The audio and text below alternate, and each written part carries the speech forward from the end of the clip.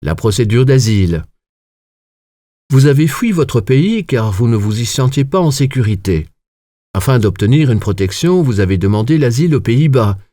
Mais comment les Pays-Bas décident-ils de la protection à vous accorder? La Convention relative au statut des réfugiés définit qui a droit à une protection.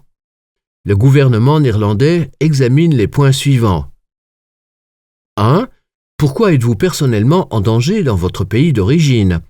Il peut s'agir par exemple de votre religion, de vos activités politiques, de votre origine ou d'autres raisons. 2. Que s'est-il passé juste avant votre fuite? 3. De qui ou de quoi avez-vous peur si vous devez retourner dans votre pays? Dans cette vidéo, nous vous montrons comment se déroule généralement la procédure d'asile. Vous verrez également quelles sont les différentes étapes. Phase d'accueil. La première étape est la phase d'accueil. Peut-être avez-vous déjà franchi cette étape, ou peut-être êtes-vous encore en train de la franchir. Cette phase comprend l'identification et l'enregistrement.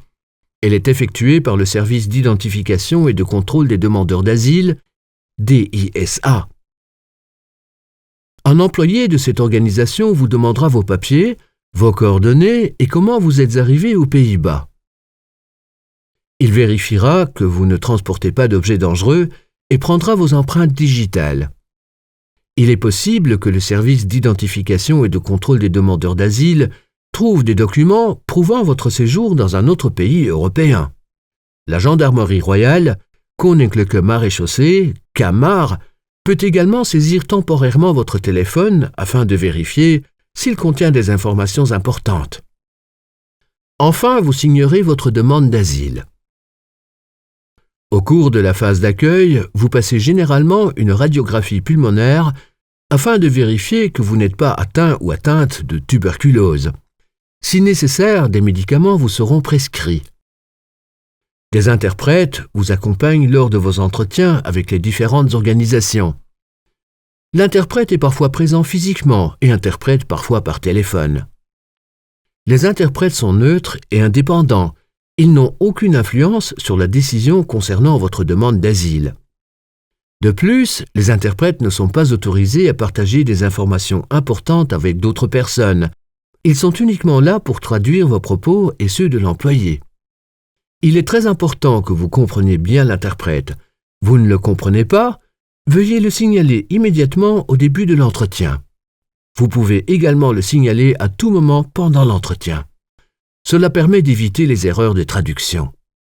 Entretien d'accueil. Vous aurez un premier entretien avec l'IND appelé entretien d'accueil. Au cours de cet entretien, l'IND vous posera des questions sur votre identité, votre nationalité et votre voyage aux Pays-Bas. Vous devrez également expliquer brièvement pourquoi vous avez quitté votre pays. L'agent de l'IND vous demandera si vous disposez de documents prouvant votre identité, votre pays d'origine et votre itinéraire de voyage. En général, l'IND dispose déjà de ces informations, car le service d'identification et de contrôle vous les a demandées le premier jour. Si vous avez de nouveaux documents ou des documents différents, veuillez les apporter à l'entretien d'accueil. Les documents seront examinés afin de vérifier leur authenticité. Conseil. Essayez de rassembler le plus rapidement possible les documents qui prouvent votre demande d'asile. Conseil. Notez ce que vous avez fait pour obtenir des papiers. Avez-vous par exemple demandé à votre famille dans votre pays de vous aider? Vous n'avez pas encore de pièce d'identité? Essayez de l'obtenir le plus rapidement possible. Conseil. Lorsque vous remettez les documents à l'IND, faites toujours une copie de ces documents. Vos documents originaux ne vous seront restitués qu'une fois la procédure d'asile terminée. Vous recevrez toutefois une attestation confirmant que vos documents ont été conservés. Vous ne pouvez pas faire de copie? Ce n'est pas un problème. Prenez simplement une photo du document. Vous avez des enfants âgés de 12 à 15 ans? Ils ne passeront pas l'entretien d'accueil. Lors de votre entretien d'accueil, il vous sera demandé si votre enfant souhaite passer un entretien approfondi. Cela se fait généralement par écrit. Vous pouvez également en discuter avec votre avocat. Les enfants âgés de 15 ans ou plus passeront, en revanche, un entretien d'accueil. Au cours de cet entretien, l'IND demandera à votre enfant s'il a ses propres raisons de demander l'asile et s'il souhaite passer un entretien approfondi. Vous pouvez également faire part de votre décision par l'intermédiaire de votre avocat. Ce choix doit être communiqué avant la fin de la période de repos et de préparation. Période de repos et de préparation. L'entretien d'accueil est suivi d'une période de repos et de préparation dans le cadre de la procédure d'asile. Veuillez mettre à profit cette période pour bien préparer votre présentation. Veuillez également rassembler les documents et autres preuves à l'appui de votre présentation. Au cours de cette période, vous recevrez une lettre contenant des informations sur le choix de votre avocat. L'avocat vous contactera lui-même pour faire connaissance. Cela peut être rapide, mais cela peut également prendre un certain temps. Lors de votre rencontre avec votre avocat, vous discuterez du rapport de l'entretien d'accueil, vous passerez en revue vos documents et vous vous préparerez à l'entretien approfondi avec l'IND. Il est essentiel que votre avocat puisse vous joindre pendant la procédure d'asile et sache où vous résidez. Veuillez donc lui communiquer votre numéro de téléphone portable et votre adresse e-mail lors de votre première rencontre. Vous déménagez? Veuillez toujours communiquer votre nouvelle adresse à votre avocat. Vous avez déjà reçu une invitation de l'IND pour un entretien complémentaire, mais n'avez pas encore contacté votre avocat spécialisé en droit d'asile? Veuillez en informer le Vluchtelingenwerk. Vluchtelingenwerk peut vous aider à mettre au point un dossier solide, notamment en examinant avec vous les documents que vous pouvez obtenir dans votre pays. Nos collaborateurs se feront un plaisir de vous aider. Vluchtelingenwerk et votre avocat ne travaillent pas pour le gouvernement néerlandais, ils sont indépendants. Tirez parti de leurs connaissances, donnez autant d'informations que possible et posez des questions. Ce que vous dites restera confidentiel. Avant le début de la procédure d'asile, vous rencontrerez également une infirmière ou un infirmier de Met Advies. L'infirmière ou l'infirmier vérifiera si vous êtes en mesure de participer aux entretiens avec l'IND et s'il existe des problèmes médicaux dont l'IND doit tenir compte. Si vous avez des problèmes médicaux ou des cicatrices, veuillez le signaler. Ce que vous confiez à l'infirmière ou à l'infirmier est confidentiel. L'IND ne reçoit qu'un avis de la part de l'infirmier ou de l'infirmière, mais ne divulgue pas ce que vous lui avez dit. Entretien approfondi. Vous serez convoqué à un entretien approfondi. Il s'agit de l'entretien le plus important avec l'IND. La date de l'entretien vous sera communiquée par courrier.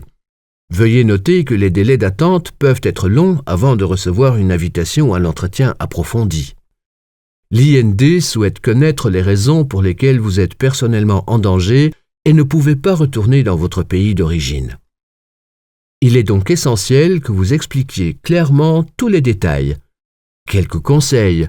L'IND est informé de la situation générale dans votre pays. Par conséquent, veuillez ne pas fournir d'informations générales sur votre pays. Faites plutôt part de votre expérience personnelle et expliquez pourquoi il serait dangereux pour vous de retourner dans votre pays. Prenez le temps de raconter votre histoire.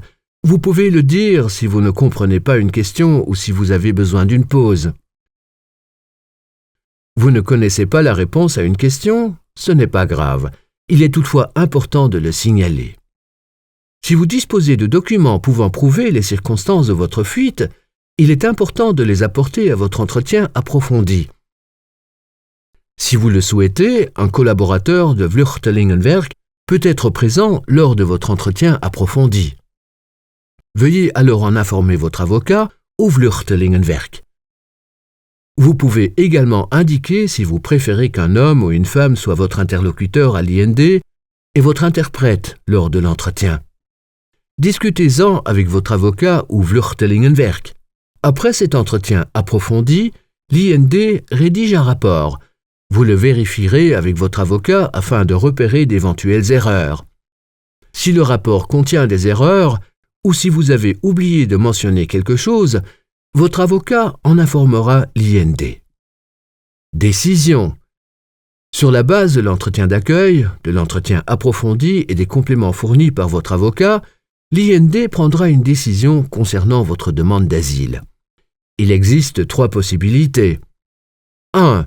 Votre demande d'asile est acceptée. 2. L'IND souhaite rejeter votre demande d'asile. Vous recevrez un courrier vous indiquant les raisons de ce refus. Il s'agit de la décision préliminaire. 3. L'IND a besoin de plus de temps pour statuer sur votre demande. Dans ce cas, le délai de décision est prolongé de 6 mois maximum. Si l'IND a l'intention de rejeter votre demande d'asile, vous en discuterez avec votre avocat. Vous contestez cette décision? Votre avocat rédigera un courrier à l'IND pour expliquer les raisons de votre désaccord. C'est ce qu'on appelle l'avis.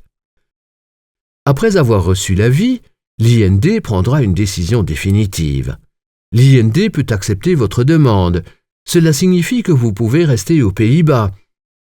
L'IND peut également prendre plus de temps ou rejeter votre demande. Si votre demande est définitivement rejetée, votre avocat discutera avec vous de la possibilité de faire appel devant le tribunal. En appel, le juge vérifie si l'IND a pris une décision réfléchie. Vous avez encore des questions sur la procédure d'asile et sur la manière dont Vluchtelingenwerk peut vous aider dans ce domaine? Il est important de noter que Vluchtelingenwerk n'est pas automatiquement informé de l'avancement de votre procédure d'asile. Nous ne pouvons en être informés que si vous nous en faites part. Veuillez prendre rendez-vous en ligne ou passez nous voir. Sur refugiehelp.nl, vous trouverez nos coordonnées et saurez comment nous joindre. Pour plus d'informations, veuillez consulter le site refugiehelp.nl.